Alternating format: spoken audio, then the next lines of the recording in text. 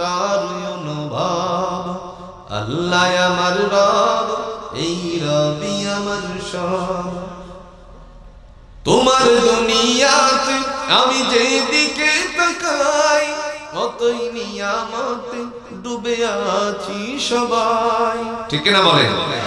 পাক পাকালির গানে শুনি তাসবিহ কলরব, তাসবিহ কলরব। আল্লাহ আমার রব, এই রবি আমার সব। আমাদের মহিলারা মুরগি পালেনি, হাঁস, মুরগি কি দেয়? জোরে। এই ডিমটাকে যদি কোনো আল্লাহর বান্দি বাচ্চারে টিফিন দেওয়ার জন্য ভেঙ্গে তারপরে কড়াইয়ের মধ্যে ছেড়ে দেয়, একটা হলুদ বর্ণের জোরে কোন কুসুম আসে কিনা? এই কুসুমের থেকে কোনো বাচ্চা উড়াল দিতে আজ পর্যন্ত দেখেছেন? জোরে কোন দেখেছেন? ডিম ভাঙলো, বাচ্চা পেলেন? বাচ্চা পাইলেন না। খুব ভালো করে বোঝার চেষ্টা করবেন। ওয়াল্লাহি, আল্লাহর উপর শপথ করে বলি, আমার এই কথা কোরআন থেকে আল্লাহ আপনাদেরকে হেদায়েত দিবি। কারণ আল্লাহ নিজেই বলছেন হুদাউ ওয়া রাহমা, হুদাউ ওয়া রাহমাতুল লিল মুমিনিন। মুমিনদের জন্য কোরআন হলো হেদায়েত। আমরা মুমিন হতে চাই তো ইনশাআল্লাহ। মহান আল্লাহ রাব্বুল আলামিন তিনি ডাক দিয়া বলেন, আমি মৃত্যু এবং হায়াত নামক দুটা জিনিস সৃষ্টি করেছি রে বান্দা। এখন আপনারা সাক্ষী দিলেন, মুরগি ডিম দিলে পরে ভাঙলে বাচ্চা পাওয়া যায় না, তার মানে ডিমটা মৃত। ডিমটা কি? কিন্তু এই ডিমটাকে যদি 29 থেকে 28 দিন পর্যন্ত মুরগির নিচে তাপ দিয়ে দেয়, আর মুরগি একটু করে নাড়াচাড়া করে, 28 দিন পরে কিংবা 29 দিন পরে এখান থেকে বাচ্চা আসার জন্য এখন সম্ভাবনা আছে কিনা? আল্লাহ এই কারণে বলছেন আল্লাযী খালাকাল মাউতা ওয়াল হায়াত। আল্লাহ এই কারণেই বলছেন আমি তোমাদেরকে মৃত্যু এবং জিন্দা, মানে মৃত্যু দেওয়া, মরণ আর জীবন দিছি, লিয়াবলুয়াকুম আইয়ুকুম আহসানু আমালা, পরীক্ষা করার জন্য কে আমলের দিক থেকে আমার কাছে উত্তীর্ণ। সুবহানাল্লাহ বলতেন। মহান আল্লাহ রাব্বুল আলামিন এই কথাকে বুঝাতে গিয়ে বলছেন, বান্দারে শোনো, দুনিয়ার জমিনে আমি তোমাদেরকে পাঠালাম, পাঠানোর পরে একটু সময় দিয়ে দিলাম, একটু দায়িত্ব দিয়ে দিলাম, অবকাশ দিয়ে দিলাম। এই সময়টুকু পাওয়ার পরে আমরা নানাবিধ অন্যায়ের কাছে অন্যায়ের সাথে জড়িত হয়ে যাই। ঠিক না বলেন? আল্লাহ কিন্তু ছাড় দেন, ছেড়ে দেন না। কথা কোন না কেন? মহান আল্লাহ রাব্বুল আলামিন ছাড় দেন, ছেড়ে দেন না। তিনি ডাক দিয়ে বলেন, হে জগতের মানুষেরা শোনো, আমি তোমাদেরকে একটা কথা ঘোষণা দিয়ে দিলাম, ইন্নামা ইয়া'মুরু মাসাজিদাল্লাহ। সূরাতুত তাওবা কত নাম্বার আয়াত বলছিলাম? 18। মনে রাখবেন, আল্লাহ বলেন নিঃসন্দেহে তারা আমার মসজিদকে আবাদ করে, যারা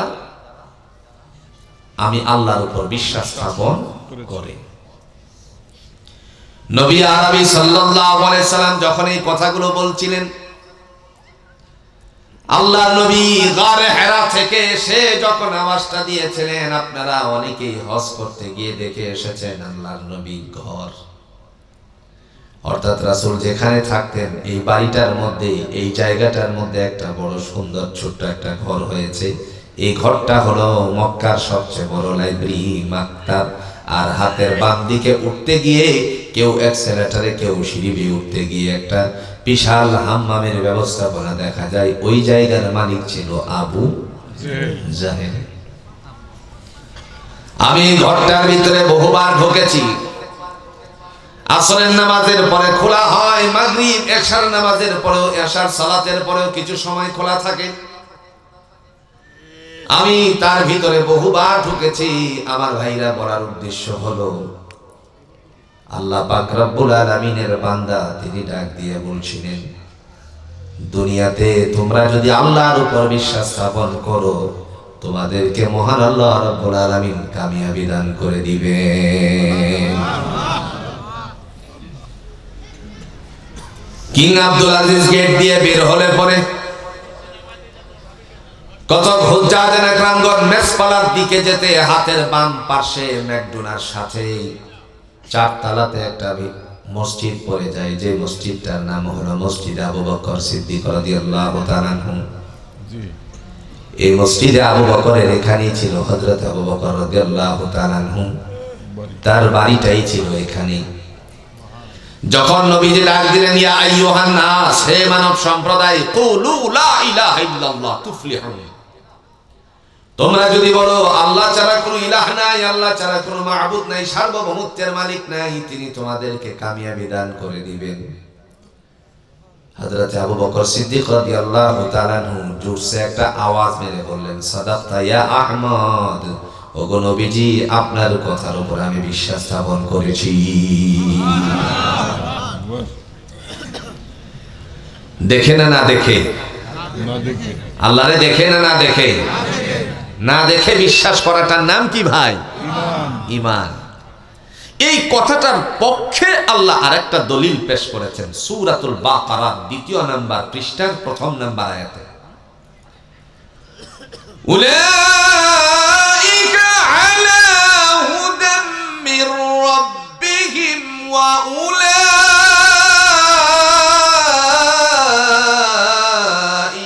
হুমুল মুফলিহুন।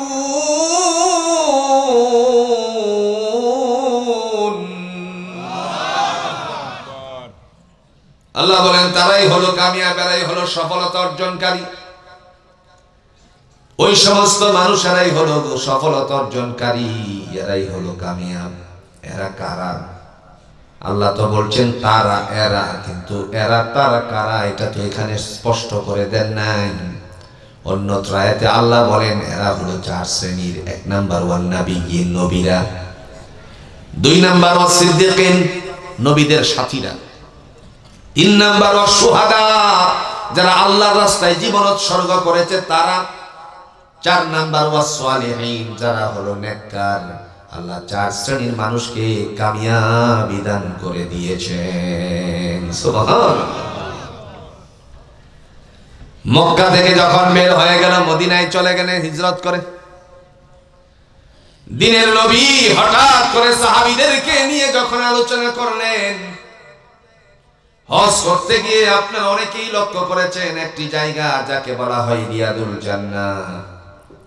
সেই রিয়াদুল জান্নাহর পাশে আজও পর্যন্ত আহলে সুফফাওয়ালাদেরকে নিয়ে রাসূল যে তালিম করতেন, ওই বৈঠকখানা এবং রাসূলের পিঠ যেখানে লাগাতো সেই জায়গাটা আজও পর্যন্ত বিদ্যমান আছে।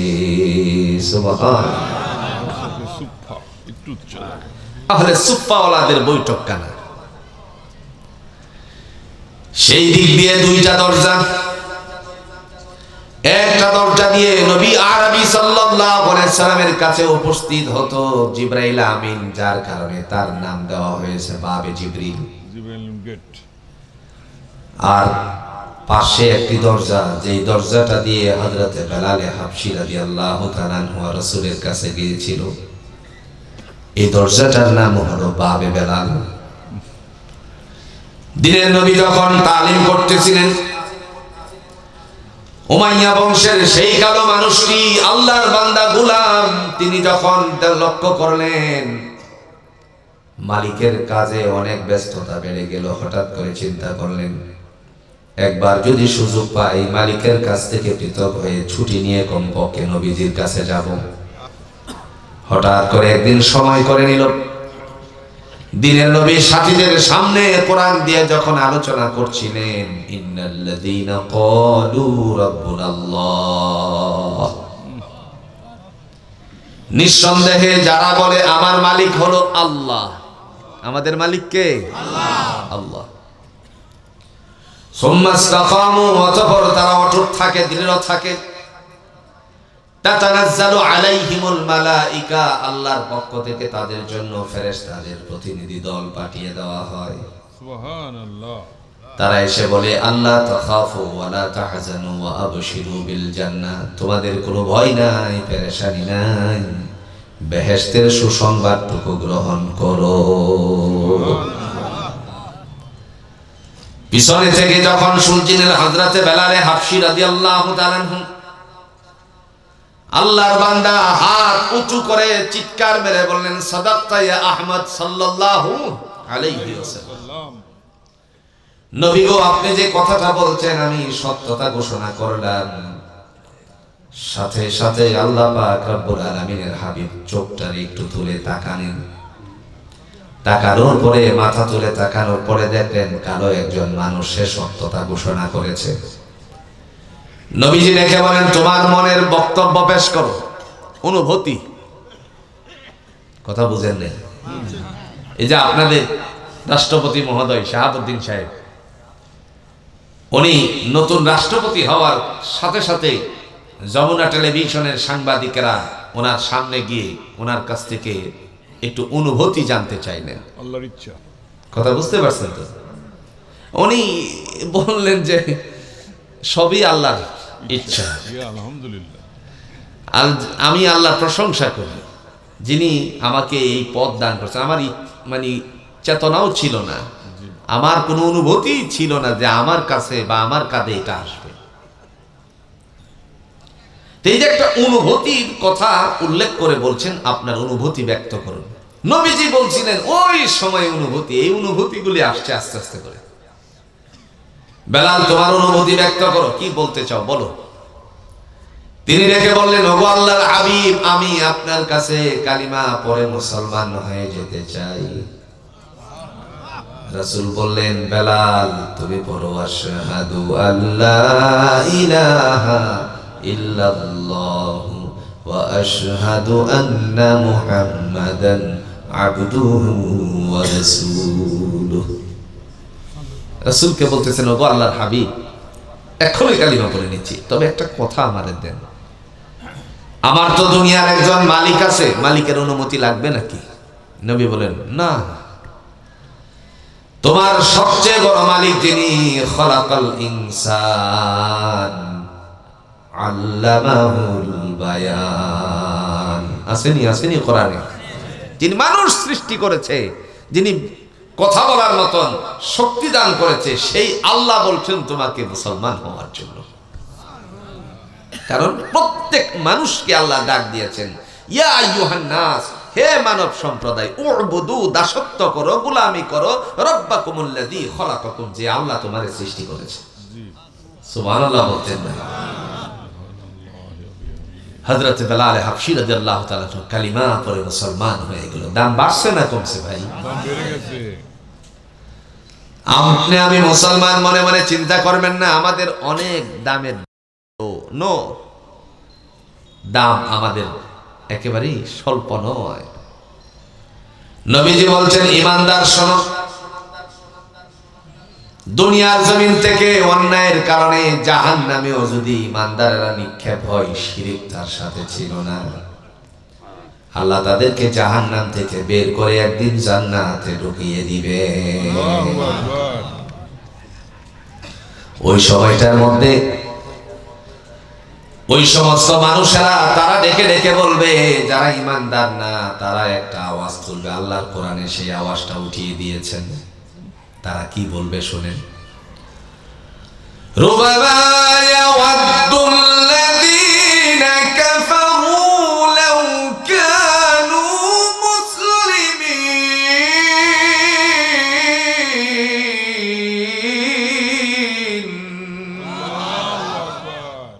আক্ষেপ, আফসোস, আজকে যদি আমরা মুসলমান হতাম তাহলে তোমাদের সাথে জান্নাতে প্রবেশ করতে পারতাম। আর একটু জোরে কোন না সুবহানাল্লাহ। তবে মুসলমানেরা কিছু কারণে জাহান্নামে যাবে। আপনাদের খারাপ লাগতেছে? মুসলমান তারা কি কারণে জাহান্নামে যাবে? এর মধ্যে সূরাতুল মুদ্দাসসিরে 3টা কথা সরাসরি আসছে, ইঙ্গিত বহন করে মুসলমানদের দিকে। একটা আয়াত সরাসরি মুসলমানদের দিকে ইঙ্গিত বহন করে। জিজ্ঞেস করা হবে, মা সালাকাকুম ফি সাকার ক্বালু লাম নাকু মিনাল মুসাল্লিন।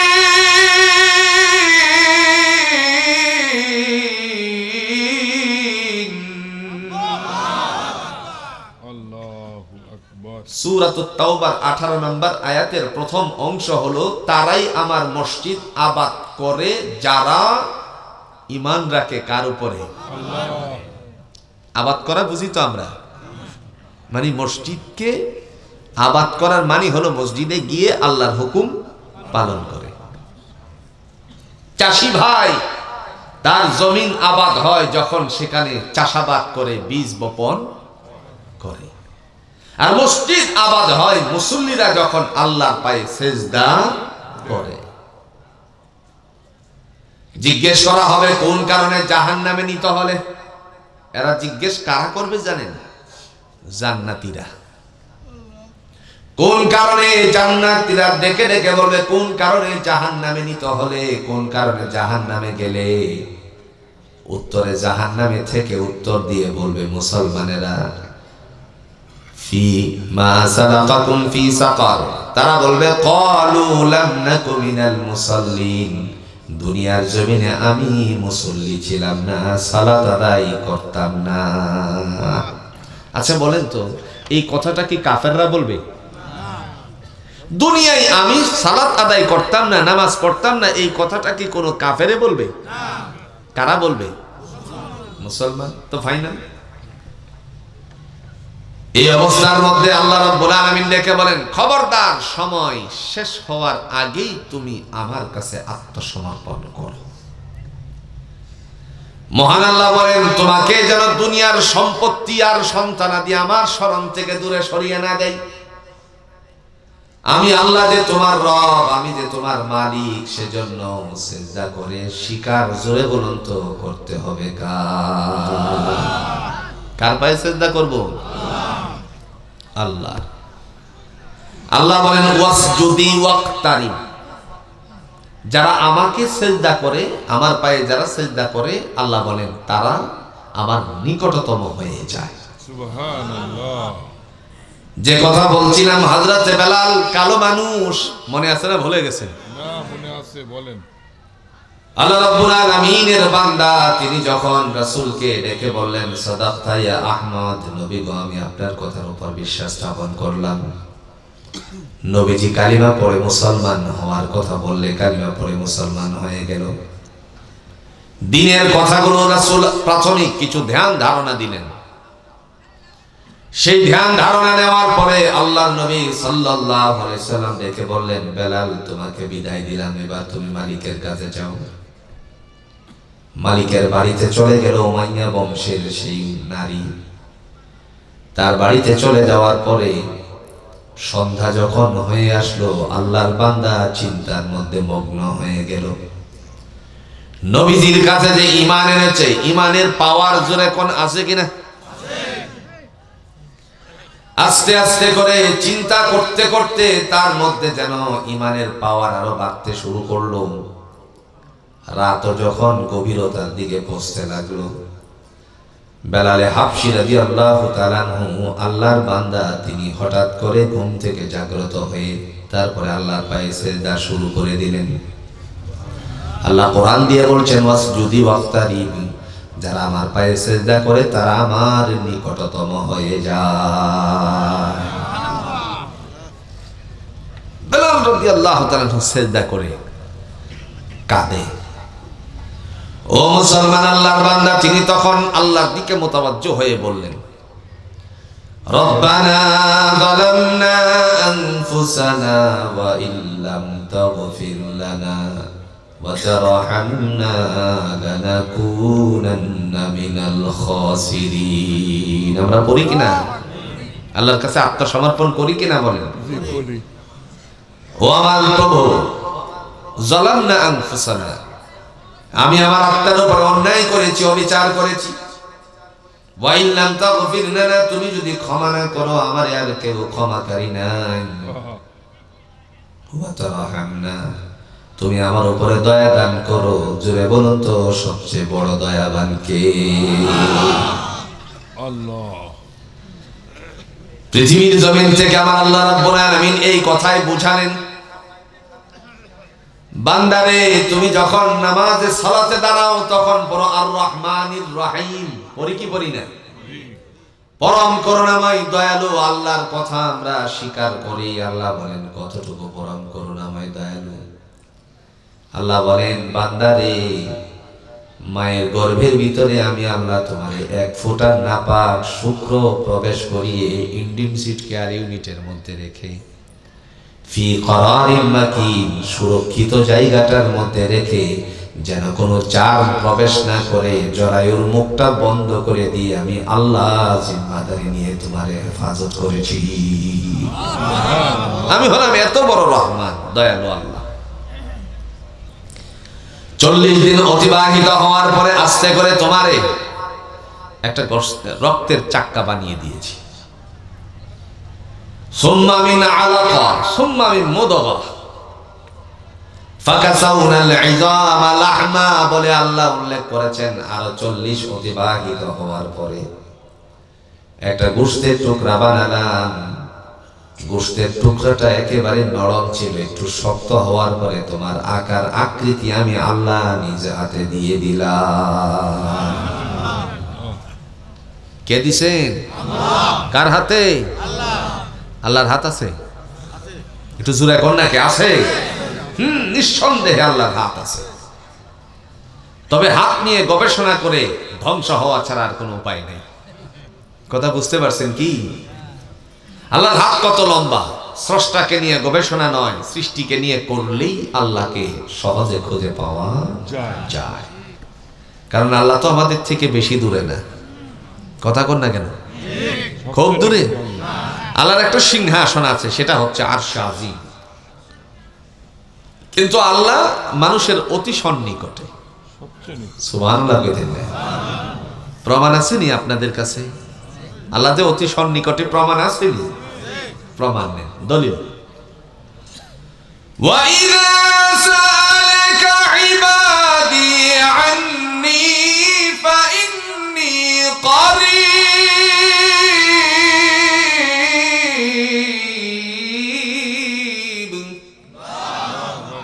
প্রশ্নকারীরা প্রশ্ন করেছে আল্লাহ কোথায়? আল্লাহ বলেন নবী আমার জানিয়ে দেন আমি অতি সন্নিকটে। উজিবু দাওয়াতাদ দাঈ ইযা দাআন, যখন মানুষেরা ডাক দেয় আমি তার ডাকে সাড়া দেই। আর একটু জোরে কোন না সুবহানাল্লাহ। এখন আল্লাহ কতটুকু দূরে?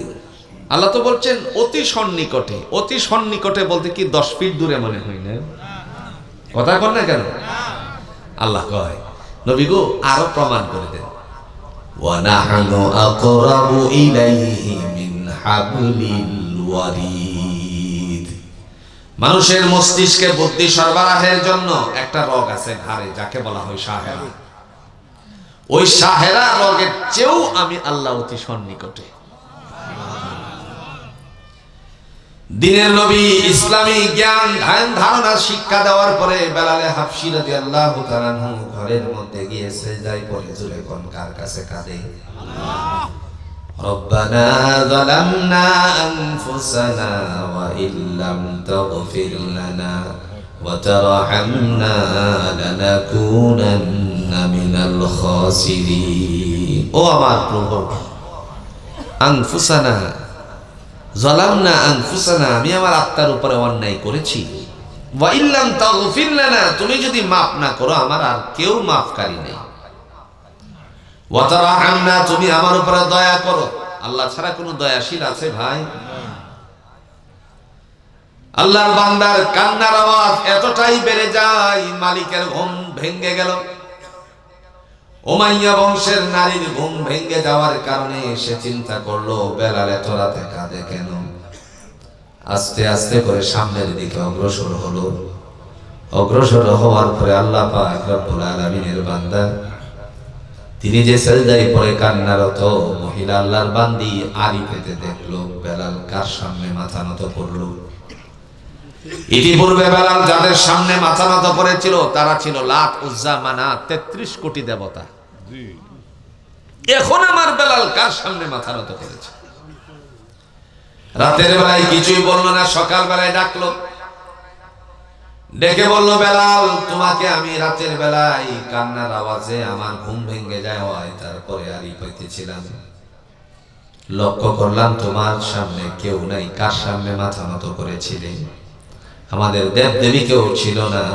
তিনি বললেন, দুনিয়ার কাহারও সামনে মাথা নত করি নাই, দেব দেবীর সামনেও মাথা নত করি নাই। আমি যার সামনে মাথা নত করেছি তিনি হলেন রব্বি আল্লাহ, আমারও আল্লাহ, তোমারও আল্লাহ। আমাদের রবকে আল্লাহ আমার রব, এই রবি আমার সব, দমে দমে তনু তার অনুভব। আল্লাহ আমার রব, এই রবি আমার সব। তোমার দুনিয়াতে আমি যেদিকে তাকাই, অতই নিয়ামতে ডুবে আছি সবাই। ঠিক না বলেন? পাক পাকানির গানে শুনি তাসবিহ কলো রব, তাসবিহ কলো রব। আল্লাহ আমার রব, এই রবি আমার সব। আমাদের রবকে মালিক রাগান্বিত হয়ে গেল, মালিক রাগান্বিত হয়ে গেল, বলছে বেলাল তোমার প্রতি আমার ভালোবাসার কোনো কমতি নেই, ছেড়ে দাও নতুন ধর্ম। তিনি ডেকে বললেন, হযরতে বেলালে হাবশী রাদিয়াল্লাহু তাআলা আনহু বললেন, ও দুনিয়ার মালিক, দেহের সাথে বিন্দু পরিমাণ প্রাণ যতক্ষণ পর্যন্ত লেগে থাকবে ততক্ষণ পর্যন্ত আল্লাহর নবীর শিখানো কালিমা ছাড়তে পারি না। এই কারণে আল্লাহ বলছেন, ইন্নামা ইয়ামুরু মাসাজিদাল্লাহি মান আমানা বিল্লাহ, নিঃসন্দেহে তারাই আমার মসজিদকে আবাদ করবে যারা বিশ্বাস স্থাপন করে কার উপরে? আমার কথাগুলো বুঝতেছেন তো? আয়াতের প্রথম দুইটা ধাপ বলছিলাম, 5টা বিষয়ের কয়টার মধ্যে একটা চলতেছে। প্রথম অংশ, মহান আল্লাহ রাব্বুল আলামিনের বান্দা মালিককে সাফ সাফ জানিয়ে দেওয়ার পরে উমাইয়া বংশের সমস্ত পাহলওয়ানদেরকে ডাকা হলো। ডেকে ডেকে বলল, বেলালের পায়ের মধ্যে বেড়ি লাগাও, কারণ সে ইসলাম নামক নতুন ধর্ম গ্রহণ করেছে। আমার ভাইরা আপনারা বলুন তো, এই ধর্মটা কি নতুন না পুরাতন? একটু জোরে কোন। কেমনে পুরাতন? দলিল আছে নি? আছে। সমস্ত রূহগুলোকে রূহানি জগতে আল্লাহ বলছিলেন, আলাস্তু বিরাব্বিকুম, আমি কি তোমাদের প্রতিপালক নই? সবাই আমরা ডেকে বলছিলাম, ক্বালু বালা, অবশ্যই তুমি আমাদের মালিক, আল্লাহ রব। তাহলে বোঝা গেল এক আল্লাহর উপর বিশ্বাস স্থাপন করাটা আমরা স্বীকারোক্তি করেছি রূহানি জগতে। এই ধর্মটা জুড়ে কোন নতুন না পুরাতন? তবে অন্য যত মতাদর্শ আছে একটাও আল্লাহর কাছে গ্রহণীয় না। প্রমাণ আছে? জোরে কন্যা প্রমাণ আছে? প্রমাণ আল্লাহর কোরআন থেকে নেই।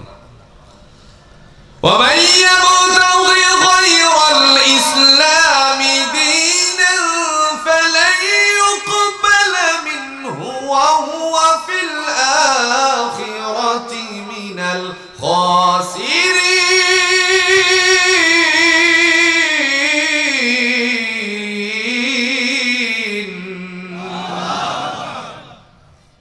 আল্লাহ বলতেছেন,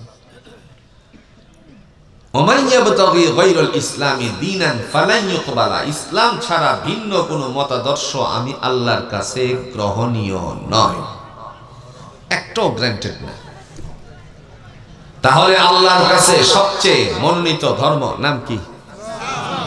দলিল, ইন্নাদ দীনা ইনদাল্লাহিল ইসলাম, একমাত্র সিলেক্টেড কৃত ধর্মটার জোরে কোন নাম কি? পায়ে বেরি লাগিয়ে টানতে শুরু করলো মরুভূমির উত্তপ্ত বালুর মধ্যে। ও মুসলমান আল্লাহর বান্দা, আমি বাস্তবতার একবার রূপরেখা দেখেছিলাম।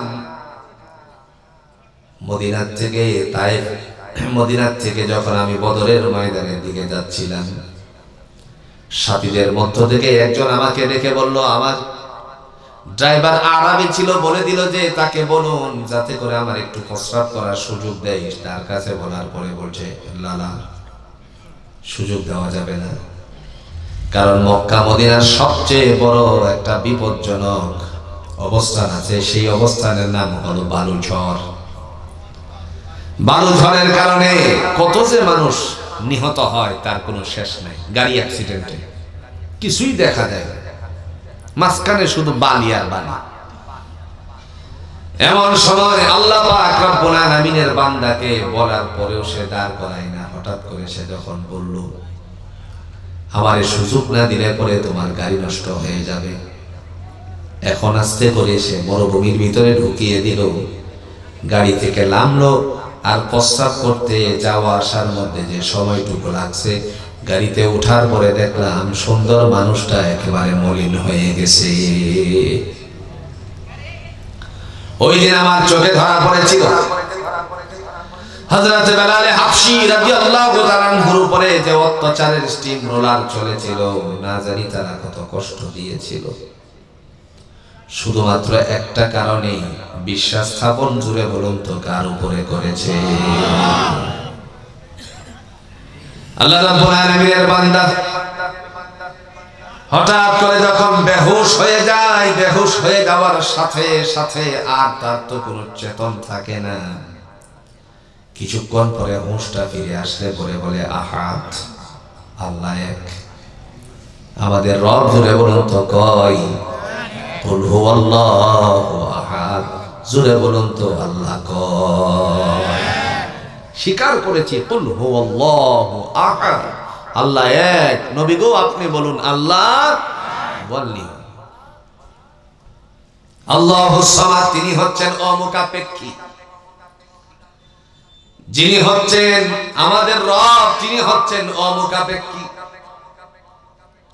সে আল্লাহ পাক রব্বুল আলামিন ডেকে বলেন, হে জগতের মানুষেরা, তুমি আমার উপরে বিশ্বাস স্থাপন করার সাথে সাথে আমি আল্লাহ তোমার জন্য জান্নাতের সুসংবাদ দিয়ে দেই। প্রিয় ভাইরা আমার, আল্লাহর বান্দা তিনি যখন এই অবস্থায় চলমান, হঠাৎ করে দিনের নবীর কাছ থেকে সাহাবীদের একটি প্রতিনিধি দল আসলো। এসে বলল মালিকরে ডেকে, হে উমাইয়া বংশের নারী, তোমার গোলামরে হত্যা করে ফেললে তো শেষ। আমরা এসেছি তোমার কাছ থেকে তারে খরিদ করে নিতে, কিছু বিনিময় পাবে তো। তারপরে তারও বুঝে আসলো, বেলাল রাদিয়াল্লাহু তাআলা আনহুকে মুক্তিপণ নিয়ে তারপরে ছেড়ে দিল, আজাদ করে দিল। আজাদ করে দেওয়ার পরে আল্লাহর বান্দা যখন চলে গেলেন, চলে যাওয়ার পরে রাসূলের সামনে উপস্থিত হলেন। আল্লাহর নবী বললেন, ও আমার সাহাবীরা, বেলাল রে আমার সামনে আনো। পিছন দিক থেকে যখন দেখলেন শারীরিক অবস্থা একেবারেই দুরবস্থা হয়ে গেছে, নবীজি চোখের পানি ছেড়ে দিলেন। ডেকে ডেকে বললেন, বেলাল রে, কালিমার কারণে তোমার এই অবস্থা হয়েছে। তিনি বললেন, ওগো আল্লাহর হাবিব, শরীর থেকে রক্ত ঝরেছে, গোশত গুলো খসে পড়েছে, দুঃখ নাই। দিনের নবী যদি কিয়ামতের ময়দানে আমি বেলালের সাথে জান্নাতে যাই, আমি বেলালরে নিয়ে যদি আল্লাহর নবী আপনি জান্নাতে যান, আমার কোনো দুঃখ নেই।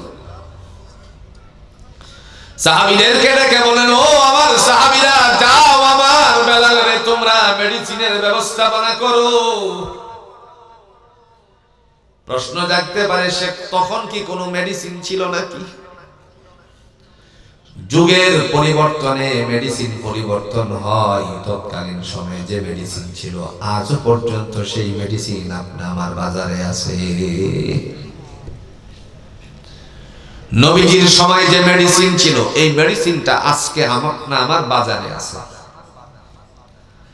মনে মনে চিন্তা করতে পারেন, এটা আবার কেমন কথা? সহজ করে দিলে বুঝবেন, মহিলারা সবজির কাজে সবজির মধ্যে মাঝে মধ্যে কালো কালো দেয়, নাম কি? জোরে কন্যা, নাম কি? আপনাদের বাজারে কি কালো জিরা নাই নাকি? রাসূল বলছেন, হুব্বাতু সাউদা ইল্লাল মাউত, মৃত্যু ছাড়া সমস্ত রোগের ওষুধের নাম হলো কালো জিরা। কথা বুঝতে পারছেন? কালো জিরার লেপন দেওয়া হলো, ফিসে লেপ দিয়ে দিয়েছে। নবী সাল্লাল্লাহু আলাইহি সাল্লাম তিনি যখন দেখলেন শরীরটা টান টান হয়ে যায়, বললেন জৈতুনের তেল দিয়ে ভিজিয়ে দাও। কোরআনে 4টা শপথ আছে, তার মধ্যে একটা শপথের নাম হলো ওয়াজ-জাইতুন। সূরা কোন আছে কিনা? কোন সূরা? সূরাতুত তিন। ওয়াত-তিনি ওয়াজ-জাইতুন ওয়া তুরি সিনিন ওয়া হাযাল বালাদিল আমিন। 4টা শপথ, ওদিকে আমি যাচ্ছি না। এই যে জাইতুন, আল্লাহ রাসূল সাল্লাল্লাহু আলাইহি ওয়াসাল্লাম বলছেন এখানে খাবারেরও আছে, আবার শরীরে মাখারও আছে। কিছুদিন যাওয়ার পরে আল্লাহর নবীর সামনে এসে সাহাবীরা বলেন, ইয়া রাসূলুল্লাহ, হযরতে বেলাল আস্তে আস্তে করে সুস্থতার দিকে। রাসূল বললেন, এই যে চামটি বেঁধেছে ওই চামটিটা যেন পড়ে যায়, সেজন্য একটু জৈতুনের তেল দিয়ে ভিজিয়ে রাখো। শেষ পর্যন্ত দেখা গেল কিছুটা সুস্থ হলে পরে হঠাৎ করে নবীজি বললেন, ও আল্লাহর বান্দারা, বেলাল রে আমার সামনে নিয়ে আসো।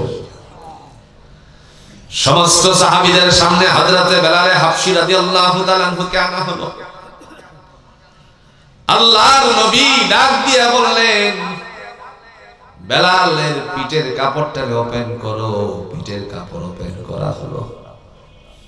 নবীজি চোখের পানি ছেড়ে ছেড়ে বললেন, বেলাল রে, কোরআনের জন্য, ইসলামের জন্য তোমার চামড়াগুলি খসে গেছে।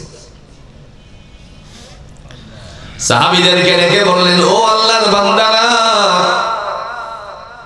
আজকে আমি তোমাদের সামনে আমার বেলালে একটা মর্যাদার আসন দিতে চাই।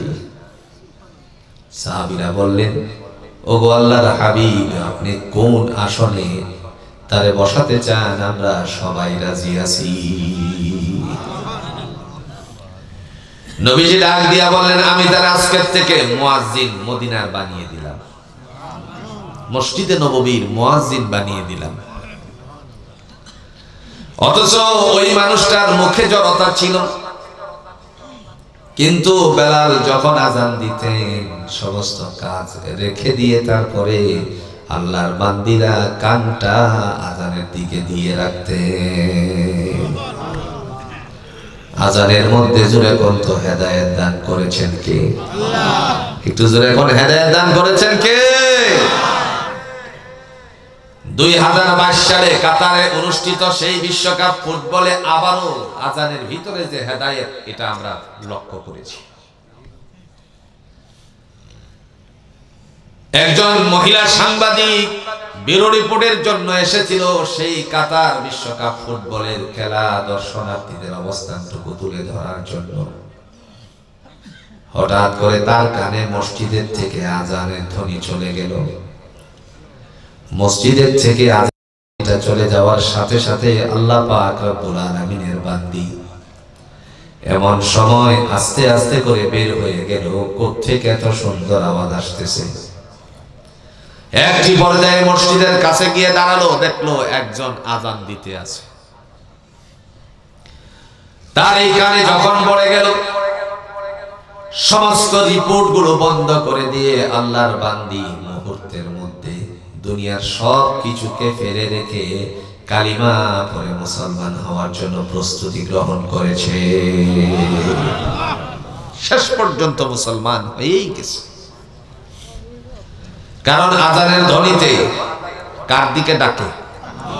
একটু জোরে কোন না, কার দিকে? হাইয়া আলাল ফালা, এসো কল্যাণের দিকে। হাইয়া আলাস সালাহ, এসো নামাজের সালাতের দিকে। মহান আল্লাহ রাব্বুল আলামিনের পক্ষ থেকে ফয়সালা হয়ে যায়। সাইয়্যিদুল আম্বিয়া বিশ্বনবী সাল্লাল্লাহু আলাইহি ওয়াসাল্লাম এই কারণে ঘোষণা দিয়েছেন, ঈমান যার কাছে আছে আমার আল্লাহ বলেন এরাই মসজিদটারে আবাদ করতে পারে। ঠিক না বলে? প্রথম নাম্বার হলো ঈমান থাকতে হবে। কিন্তু আমাদের দেশে কিছু মানুষ আছে যারা বলে নামাজ বা সালাত না পড়লে কি হবে, ঈমান তো বড় শক্ত। এরকম লোক আসেনি? আপনাদের এই গুরুদাসপুরে মানুষ নয়, হ্যাঁ এই গুরুদাসপুরের মনে হয় এই সমস্ত লোক নেই। আলহামদুলিল্লাহ, কোন নামাজ না পড়লে কি হবে, ইমান তো আমার মজবুত। এরা হলো বাটপার। জোরে কোন এরা কি? আর একটু জোরে কোন এরা কি? বাটপার। দেখেন তো আল্লাহ কেমনে বলে, قد أفلح المؤمنون الذين هم في صلاتهم خاشعون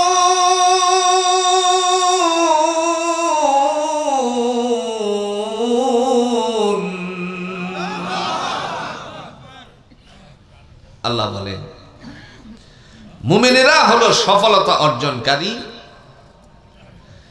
যারা বিনয়ের সহিত নামাজ আদায় করে। কার? সালাত আদায় করে কার? আল্লাহ পাকের। থাক, আমি পরে দেখবো না, আপনি রেখে দেন। যারা বিনয়ের সহিত বিধান পালন করে কার? একটু জোরে কর না, কার? আল্লাহ পাক। এখন আল্লাহরে আমরা প্রশ্ন করি, আল্লাহ তোমারে কেন সেজদা করব? প্রশ্ন করতে পারি না? জোরে কর না, কে পারি কি পারি না? আল্লাহকে আমরা প্রশ্ন করলাম, আল্লাহ তোমার পায়ে আমরা কেন সেজদা করব, এটা বলো। আল্লাহ বলে এই কারণে করবা, الذي جعل لكم الأرض فراشا والسماء بناء وأنزل من السماء ماء فأخرج به من الثمرات رزقا لكم فلا تجعلوا لله أندادا وأنتم تعلمون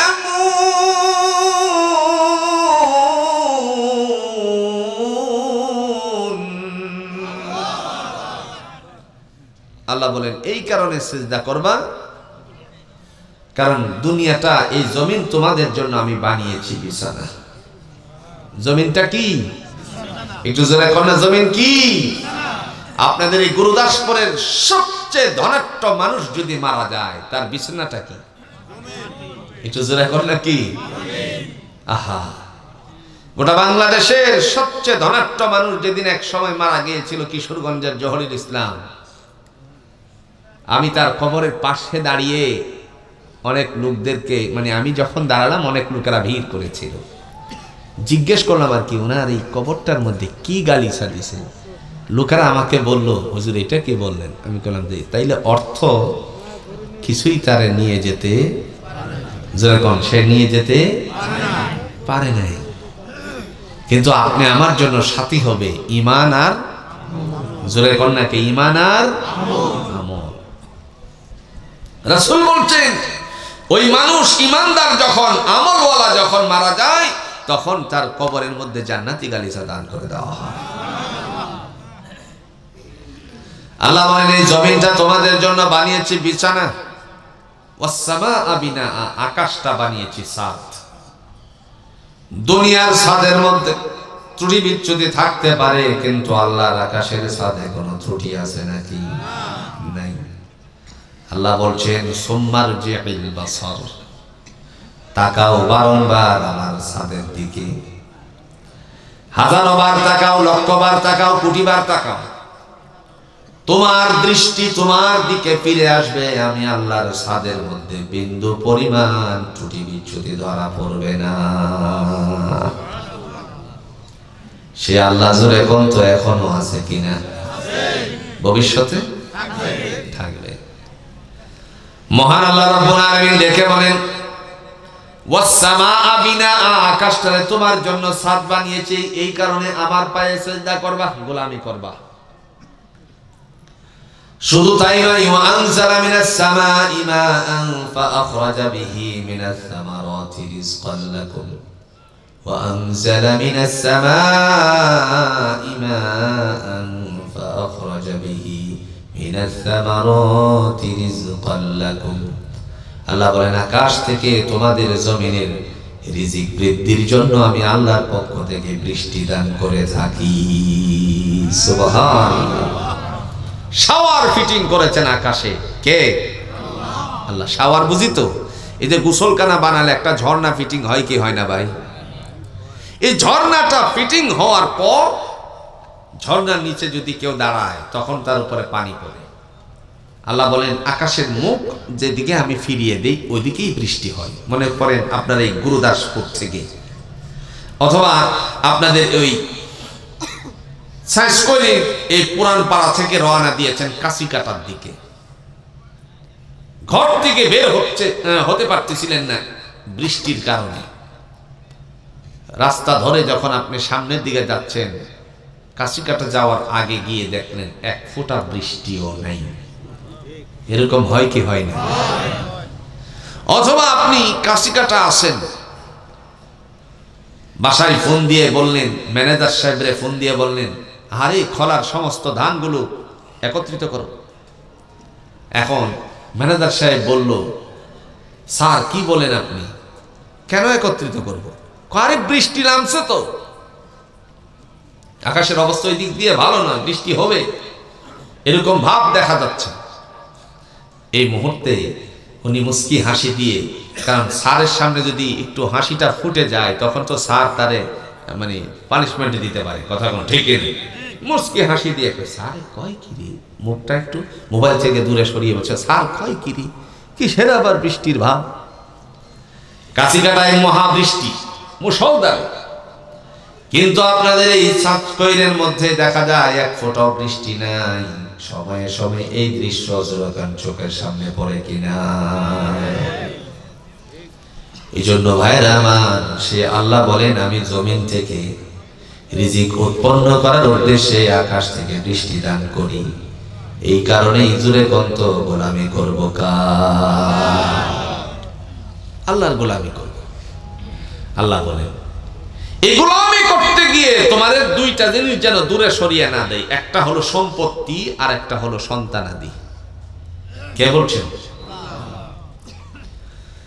ইয়া আইয়ুহাল্লাযীনা আমানু লা তুলহিকুম আমওয়ালুকুম ওয়ালা আওলাদুকুম আন যিকরিল্লাহ ومن يفعل ذلك فأولئك هم الخاسرون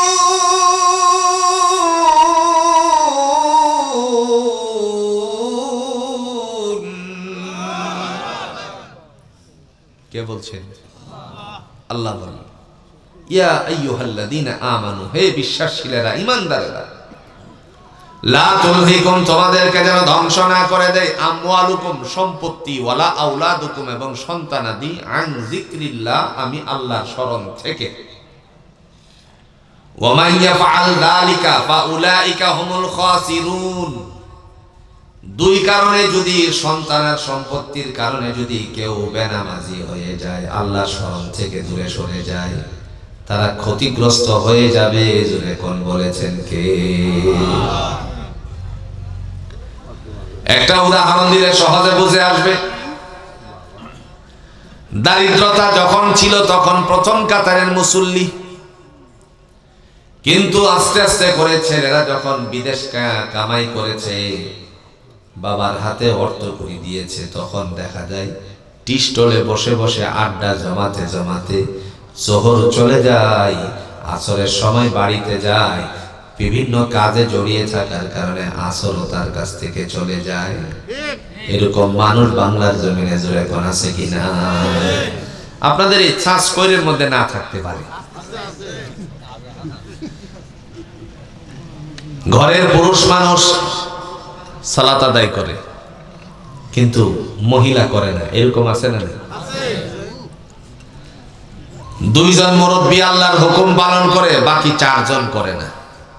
বাকি 4 জন মানে 2 জন ছেলে আছে, 2 জন ছেলেরই বিয়ে করাইছে, তারাও কি করে না? তাইলে এই 4 জনে করে না, এরকম পরিবার আছে কিনা? আবার এমনও আছে অনেক পিতা সন্তানদের আদর করতে করতে কম্বলের নিচে আর লেপের নিচে 12, 13, 14, 15, 16 বছর, 17, 19 বছর, 20 বছর হয়ে গেছে, খালি ঘুমাও ঘুমাও। আছে না নাই?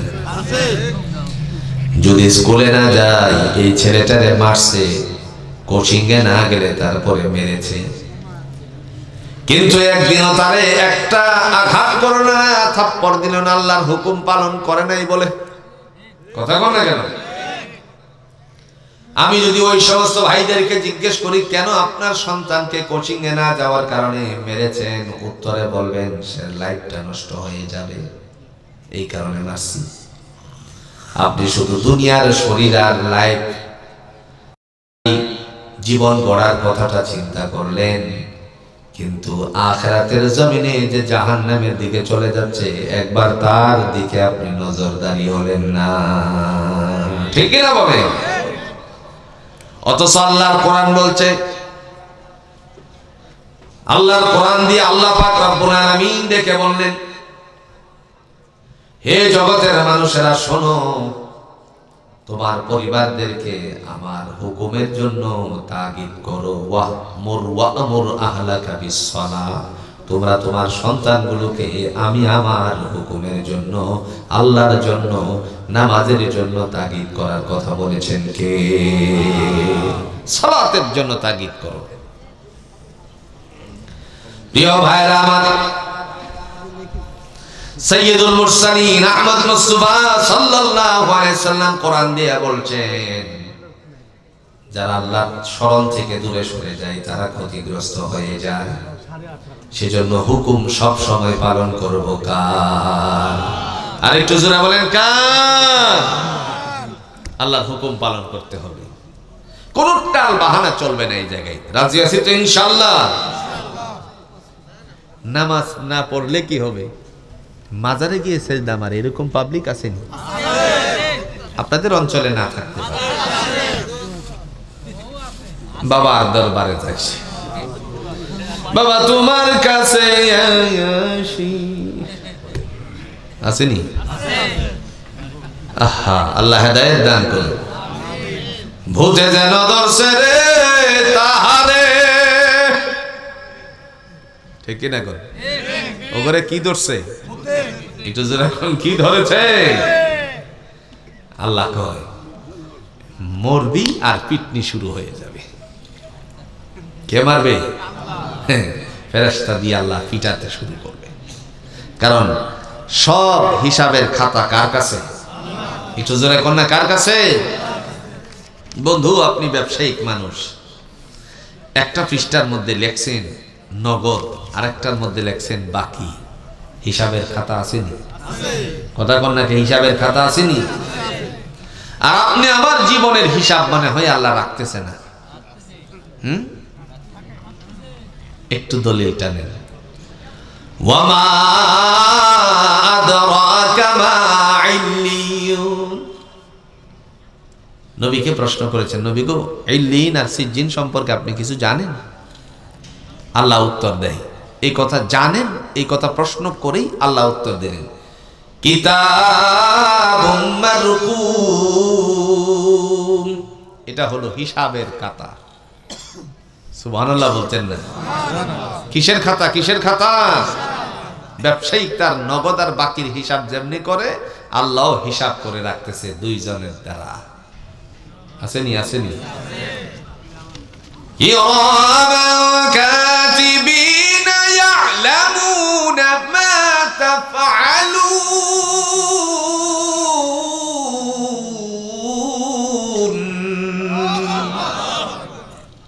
আল্লাহ বলছেন, সম্মানিত লেখক সমূহ তোমাদের কাঁধে ফিটিং করেছি, যাতে করে তোমরা কি করো না না করো সব লিপিবদ্ধ করার জন্য। জোরে কন্যা সুবহানাল্লাহ। সম্মানিত লেখক, কিরামান কাতিবিন কোন ফেরেশতার নাম না, কিন্তু বুঝে নিয়ে, কিরামান শব্দের অর্থ হচ্ছে সম্মানিত, কাতিবিন মানে লেখক সমূহ। এজন্য সব রেকর্ড করছে কে? আল্লাহ। সবগুলো হিসাব হবে। প্রিয় ভাইয়েরা, এই জন্য হুকুম পালন করব কার? একটু জোরে এখন, হুকুম পালন করব কার? আল্লাহ। সন্তানকে হুকুম পালন করাতে হবে আল্লাহ। আল্লাহ কোরআন দিয়ে এই কথাটাই বলছেন, ইন্নামা ইয়ামুরু। দেখেন, কোরআন দিয়ে আল্লাহ সুবহানাহু ওয়া তাআলার বক্তব্য একটাই, ইন্নামা ইয়ামুরু মাসাজিদাল্লাহ। নিঃসন্দেহে তারাই আমার মসজিদকে আবাদ করে। তারা কারা? মান আমানা বিল্লাহি ওয়াল ইয়াউমিল আখির, যারা ঈমান রাখে, বিশ্বাস রাখে আল্লাহর উপরে এবং কিয়ামত দিবসের উপরে। আল্লাহ আমাদের সবাইকে ঈমান রেখে হুকুমের তাবেদারি হওয়ার তৌফিক দান করুন।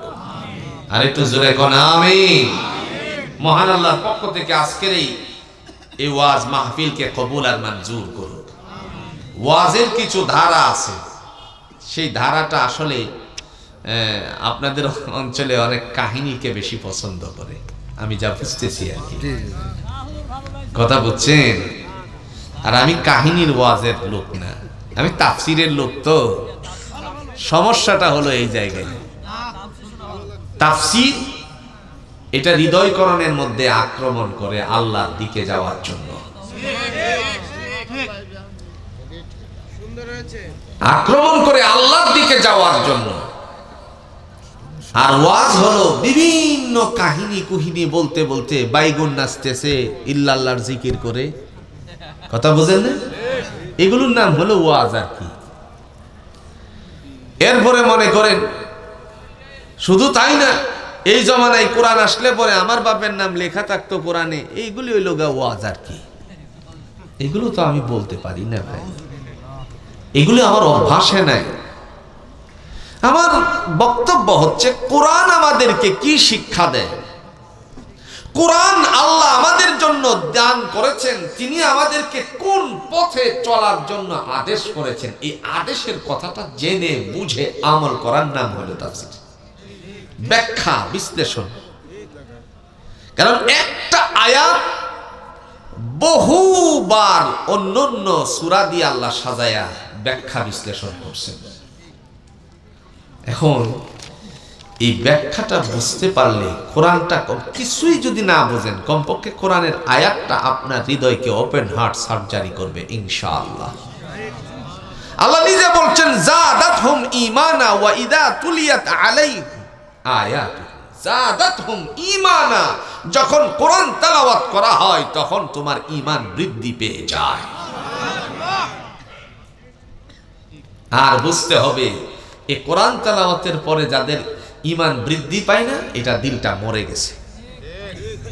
দিলটা কি হয়ে গেছে? এই কাহিনী কুহিনীর ভিতরে পড়ে আছে। এই গোষ্ঠী শুদ্ধা কাহিনী আমার দ্বারা সম্ভব নয়। এজন্য ভাইয়েরা আমার, এই কোরআন এমন একটি কিতাব, হুদাল্লিন নাস, মানুষের কল্যাণের জন্য আল্লাহ নাজিল করছে। বাইয়িনাতিন মিনাল হুদা ওয়াল ফুরকান, সত্য মিথ্যা পার্থক্য করার জন্য আল্লাহ কোরআন নাজিল করছে। এখন তো আমরা এক কাহিনী যে শুনতে শুরু করছি, এটা তো আমাদের জন্য আল্লাহ কোরআন দেয় নাই। কোরআনে আল্লাহ সত্য কাহিনী বলছে, হ্যাঁ, কিন্তু এর দ্বারা শিক্ষা কি সেটা বোঝার জন্য বলছে। কথা বুঝতে পারছি? আচ্ছা বলুন তো, ফেরাউনের কাহিনী কোরআনে আছে কিনা? আমি তো ফেরাউনের কাহিনী আপনাদেরকে শোনাতে পারতাম, কিন্তু ফেরাউনের কাহিনী শুনে গিয়ে আপনারা বাসায় গিয়ে কি বুঝতেন আল্লাহই মালুম। এই ফেরাউনের কাহিনীর থেকে একটা কথাই শিক্ষা গ্রহণ করা, মূল কাহিনী হলো লম্বা, আর আসল মেডিসিন হলো হোমিও। জোরে কন্যা সুবহানাল্লাহ। এই আসল মেডিসিনটার নাম হলো ঈমানের কথা। ফেরাউন দরিয়ায় পড়ে নিমজ্জিত হচ্ছে, এই সময় বলে, মুসা তোমার আল্লাহর উপর ঈমান আনলাম। এখন আল্লাহ বলে কাজ হবে না। তাইলে পুরো কাহিনীর মূল হলো, দ্বারা হলো একটা কথার উপরে বিশ্বাস স্থাপন করতে হবে। কার উপরে? আল্লাহ। খালি কাহিনী বলে আর আপনারাও শুনে চলে গেলেন, আসল কথাটা এখান থেকে না নেওয়ার জন্য তো আল্লাহ বলেন নাই। নমরুদের কাহিনী আল্লাহ কোরআনে উল্লেখ করেছেন। এই কাহিনীর থেকে শিক্ষা কি? একটা কথাই শিক্ষা, ডেকে বলছেন আল্লাহকে, মানে সম্প্রদায়ের লোকদেরকে ইব্রাহিম আলাইহিস সালাম বলছেন মা হাযিহি তামাসিল, সূরাতুল আম্বিয়াতে আল্লাহ পাক এই কথাগুলো লিখছেন, মা হাযিহি তামাসিল, ও আমার সম্প্রদায়ের লোকেরা এই দেবদেবীগুলো কি, আল্লাতি আনতুম লাহা আকিফুন, যার দাসত্ব গোলামি আপনারা করতেছেন। তারা বলল ক্বালু ওয়াজাদনা আবাআনা লাহা আবিদিন, আমার পত্রিকারা এগুলো করত, এই কারণে আমরা করি। তিনি বলছেন ক্বালা লাকাদ কুনতুম ওয়া আনতুম ওয়া আবাউকুম, তুমি এবং তোমার সম্প্রদায় পিতামাতা যারা ছিল ফি দালালিম মুবিন, প্রকাশ্য গুমরাহির মধ্যে লিপ্ত ছিলে। এই কথার দ্বারা একটা কথাই বুঝিয়েছেন, তোমরা যা করছো সব ভুল, আর একমাত্র আল্লাহর উপরে ঈমান আনাটাই ছিল সঠিক। সুবহানাল্লাহ বলছেন। 20 থেকে 22 জন আপনার নবী আম্বিয়া একরামগণের ইতিহাস উল্লেখ করা আছে কোরআনে, কিন্তু ইতিহাসের মূল দ্বারা একটাই, বিশ্বাস স্থাপন করতে হবে কার উপরে? আল্লাহর উপরে। তাইলে আমরা ঈমান রাখলাম আল্লাহর উপরে, রাজি তো ইনশাআল্লাহ? পড়ছি তো আমরা আমানতু বিল্লাহি, পড়ছি না? ওয়া মালাইকাতিহি ওয়া কুতুবিহি ওয়া রাসূলিহি ওয়াল ইয়াউমিল আখির ওয়াল কদরি খাইরিহি ওয়া শাররিহি মিনাল্লাহি তাআলা ওয়াল বা'সি বা'দাল মাউত। 7টা বিষয়ের উপর বিশ্বাস স্থাপন করলাম। আল্লাহ তোমার উপরে ঈমান আনলাম, ফেরেশতাগণের উপর ঈমান আনলাম, কোরআন সহ অন্যান্য কিতাব সমূহের মধ্যে ঈমান আনলাম, রাসূলগণের উপর ঈমান আনলাম, আমার নবী মুহাম্মদ সাল্লাল্লাহু আলাইহি ওয়াসাল্লামের উপর ঈমান আনলাম, ওয়াল ইয়াউমিল আখির, কিয়ামত দিবসের উপর বিশ্বাস স্থাপন করলাম। এরপরে ওয়াল কদরি খাইরিহি ওয়া শাররিহি মিনাল্লাহি তাআলা, তাকদীরের ভালো মন্দের উপর বিশ্বাস স্থাপন করলাম, ওয়াল বা'সি বা'দাল মাউত, মৃত্যুর পরে পুনরুজ্জীবিত করা হবে, এটার উপর ঈমান আনলাম। এই 7 কথার উপরে ঈমান আনার হচ্ছে যে আল্লাহর কাছে প্রিয় হওয়ার একটা বড় মাধ্যম। তাহলে গোটা কোরআনকেই আল্লাহ সাজিয়েছেন 2টা ভাগে বিভক্ত করে। একটা হলো আপনার সত্যকে প্রতিষ্ঠিত করা, মিথ্যাকে বানচাল করা। যত কথা কোরআনে আল্লাহ সাজাইছেন সমস্ত বক্তব্য হচ্ছে একটি কথার উপরে, সেটি হচ্ছে আল্লাহ। জোরে কোন আল্লাহ এক।